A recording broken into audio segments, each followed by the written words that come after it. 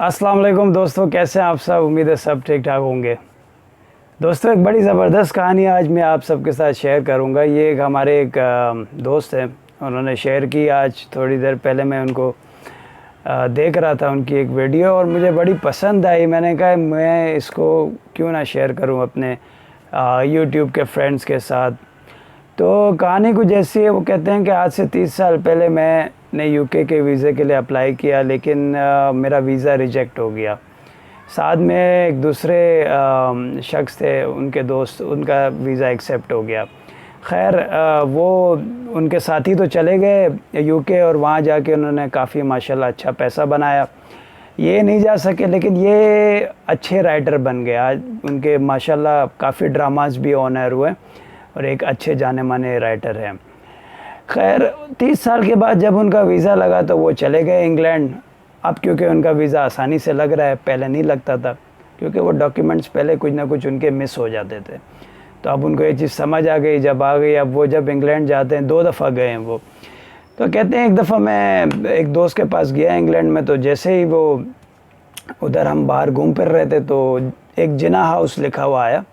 वो काफ़ी चौंके भी, हैरान हुए कि जिना हाउस इधर इंग्लैंड में क्या कर रहा है। तो दोस्त से पूछा तो उन्होंने कहा कि भाई ये जो है वो ओल्ड एज होम है। तो वो भाई साहब चले गए अंदर। उन्होंने कहा यार विज़िट करना चाहिए। अंदर जब विज़िट किया, देखा तो कोई जो है वो कैरम खेल रहा है, कोई जो है वो लूडो खेल रहा है, मतलब लोग टाइम पास कर रहे हैं। तो उनकी एक साहब से मुलाकात होगी, मोहसिन साहब। काफ़ी ओल्ड एज के थे, 60 प्लस। तो उन्होंने फिर अपनी एक कहानी सुनाना शुरू की। अब मोहसिन साहब की एक कहानी है। तो मोहसिन साहब ने कहा कि आज से मैं कोई 40-45 साल पहले मैं इंग्लैंड आ गया, बरास्ता यूरोप, और यहाँ आके मैं आबाद हो गया। काफ़ी मैंने पैसा कमाया और फिर जब 40 साल की मेरी उम्र हो गई तो मैंने जाके पाकिस्तान से शादी कर ली 19 साल की लड़की से। शादी करने के बाद जब मैं वापसी आया इंग्लैंड, तो काफ़ी अच्छी लाइफ गुजर रही थी। लेकिन अचानक जो है वो उनकी वाइफ को पता नहीं क्या हो गया। उनका एक बच्चा भी मीनवाइल पैदा हो गया, और जब बच्चा बड़ा भी हो गया तो अचानक उनकी वाइफ को पता नहीं क्या हुआ कि उन्होंने बस डाइवोर्स का कह दिया। तो जब उन्होंने डाइवोर्स का कहा तो आप इंग्लैंड में ये रूल है कि भाई डाइवोर्स को आप मना नहीं कर सकते। तो उन्होंने उन्हें डाइवोर्स दे दिया। अब फिर वो कहानी करते कि उनका बच्चा माशाल्लाह यूएस में उसकी बहुत अच्छी जॉब है, उसने पढ़ाया लिखाया उसको अच्छे से। और जब उसकी जॉब वहाँ हो गई तो फिर ज़ाहिर है जब वो भी कमाने लग गया तो उसकी भी शादी करा दी। पाकिस्तान की थी लेकिन वो इंग्लैंड बॉर्न थी वहाँ की। तो फिर ये हुआ कि अब कहानी आगे बढ़ती गई। तो अब उन्होंने उससे पूछा भाई आप यहाँ ओल्ड एज होम में क्या कर रहे हो? एक बेटा माशाल्लाह आपका इंग्लैंड में है, बेटी आपकी बहू जो है वो इधर है, आप साथ क्यों नहीं रहते?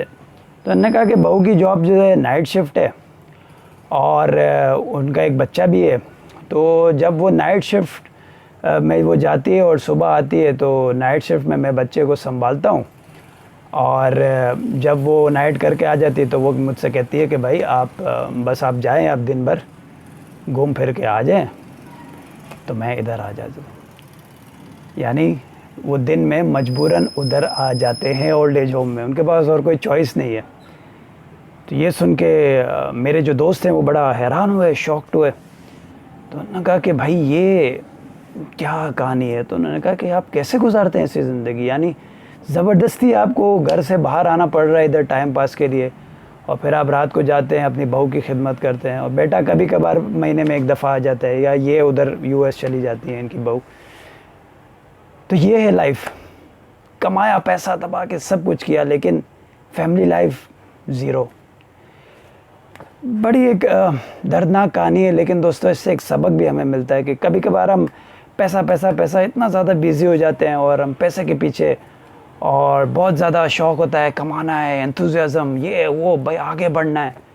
वो आगे बढ़ने की लगन में कभी कभार हम अपने पेरेंट्स और एल्डर्स, सीनियर्स की रिस्पेक्ट भूल जाते हैं।